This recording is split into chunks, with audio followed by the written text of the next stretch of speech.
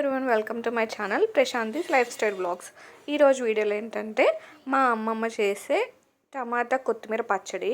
ఇది రొటీనే కదా అనుకుంటున్నారేమో, బట్ ఒక్కొక్కళ్ళ చేతితో చేస్తే అదొక టేస్ట్ డిఫరెంట్ ఉంటుంది అంటారు కదా. నేను చాలా టమాటా పచ్చళ్ళు తిన్నాను డిఫరెంట్ పీపుల్ చేసినప్పుడు, బట్ నాకు ఇది మాత్రం one of the my favourite లిస్ట్లోకి వెళ్ళిపోయింది. ఎలా చేయాలో జస్ట్ చూపించేద్దాం.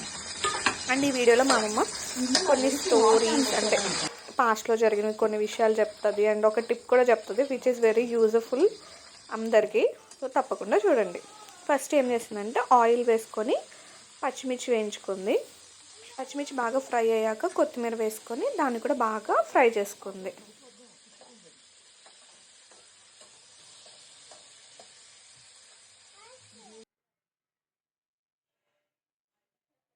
కొత్తిమీర పచ్చిమిర్చి బాగా ఫ్రై అయ్యే వరకు అలా తిప్పుతూ ఉందన్నమాట.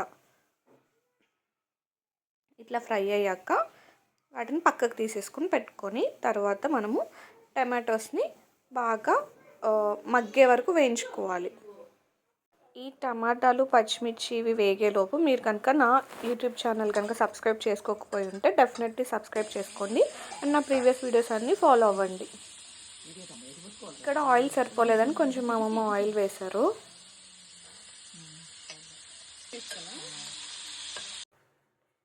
ఇక్కడ ఏమైందంటే పాపం అది తిప్పుతూ మా అమ్మమ్మ కాల్చుకుంది. సో అమ్మ పేస్ట్ రాసింది. వంట చేసేటప్పుడు ఇలాంటి ఏం చేయాలి చెప్పరా, నూనె ఇంట్లో చేసేటప్పుడు ఈ చెంగుని పట్టుకొనకుండా వేసుకోవాలి. ఆ నూనె వచ్చింది మనం ఇక్కడ అమ్మ చెప్పాలి. అది ఏమవుతుంది నిన్న మా అమ్మకి పాపం కాలిన మచ్చలే ఉంటాయి. సో ఇది ఒక మంచి టిప్ అని చెప్పచ్చు. మీ మదర్స్ కూడా ఇలాగే అయితే షేర్ చేయండి తప్పకుండా. ఇక్కడ మీకు అర్థమవుతుందో లేదో, యాక్చువల్గా ఒక ఆవిడ పచ్చడి చేసేటప్పుడు అంటే ముసుకేసుకుని చేసేదంట.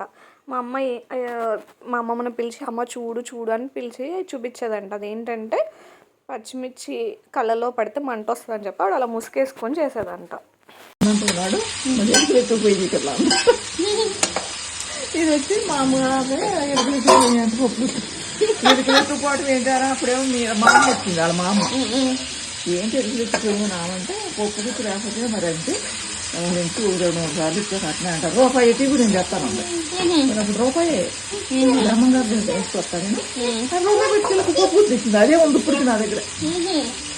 అమ్మమ్మ కొనుక్కొచ్చిన పప్పు గుర్త అమ్మమ్మ వాళ్ళు జై మా అమ్మ దాని మా అమ్మ బ్రహ్మంగారికి రూపాయి ఇస్తే నేను చెప్తాప్పుడు నేను నమ్మలా.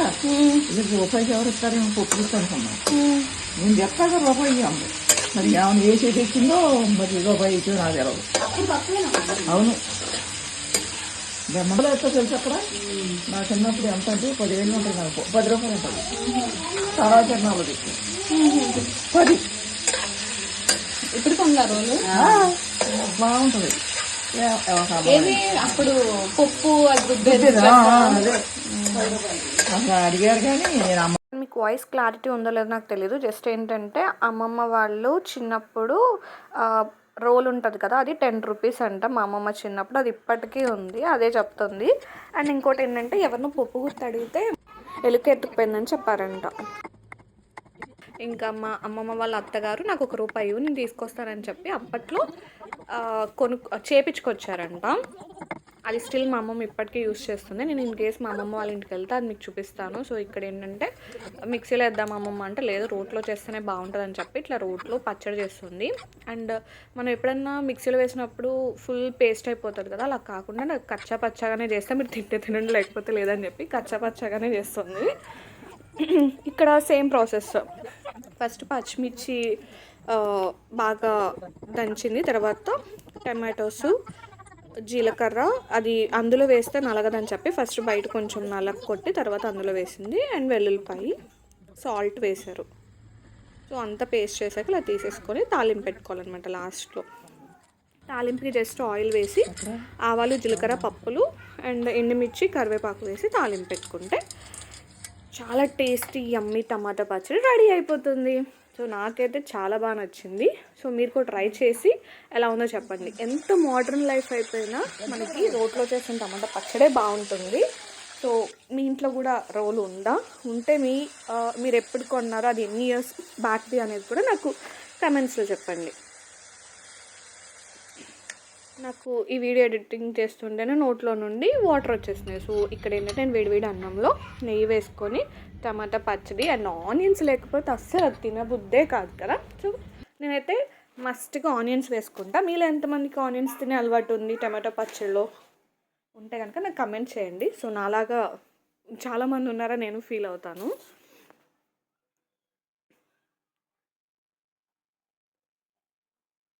ఈ వీడియో కనుక నచ్చినట్లయితే please do like, share and subscribe to my channel. Please support చేయండి. నా ఛానల్లో డెఫినెట్లీ యూస్ఫుల్ అండ్ గుడ్ కంటెంటే వస్తుంది అనుకుంటున్నాను. అండ్ ఒక్కసారి ట్రై చేయండి, సబ్స్క్రైబ్ చేసి చూడండి ఫుల్ వీడియో. ఇంతకీ నాకు టమాటో పచ్చడి వచ్చో రాదో చెప్తా. యాక్చువల్గా ఏంటంటే నేను బిఫోర్ మ్యారేజ్ ఒకసారి టమాటో పచ్చడి చేశాను. అప్పుడు ఏమైందంటే, ఇది మా ఇంట్లో కాదు, మా హస్బెండ్ వాళ్ళ ఇంట్లో చేశారనమాట. అప్పుడు కరోనా టైం అనమాట. సో నేను ఫస్ట్ స్టార్ట్ చేశాను చేయడము. అది ఫుల్ స్పైసీ ఉండే. సో ఆ స్పైస్ తగ్గించడానికి మేము ఏం చేసామంటే, పల్లీలు ఉంటాయి కదా, అవి వేసి చేసాము. అది ఇప్పటికీ ఆ టేస్ట్ గుర్తుండిపోయింది. మా హస్బెండ్కి కానీ, నాకు కానీ, మా బావగారికి, అక్క వాళ్ళందరికీ గుర్తుంది. అంత ఎమ్మీగా మళ్ళీ రావట్లేదు నేను చేస్తుంటే. బట్ ఈసారి మాత్రం ఒకసారి అది కూడా నేను ట్రై చేసి మీకు వీడియో చేసి పెడతాను, చూద్దాం ఎలా వస్తుందో. మీరు కూడా టమాటా పచ్చడి ట్రై చేసి, టమాటా కొత్తిమీర పచ్చడి ట్రై చేసి ఎలా ఉంది ఏంటి అనేది మీ ఎక్స్పీరియన్స్ని నాకు కమెంట్ సెక్షన్లో షేర్ చేయండి. నేను డెఫినెట్లీ చూస్తాను, రిప్లై ఇస్తాను. నెక్స్ట్ వీడియోలో కలుసుకుందాం. Until then take care, bye.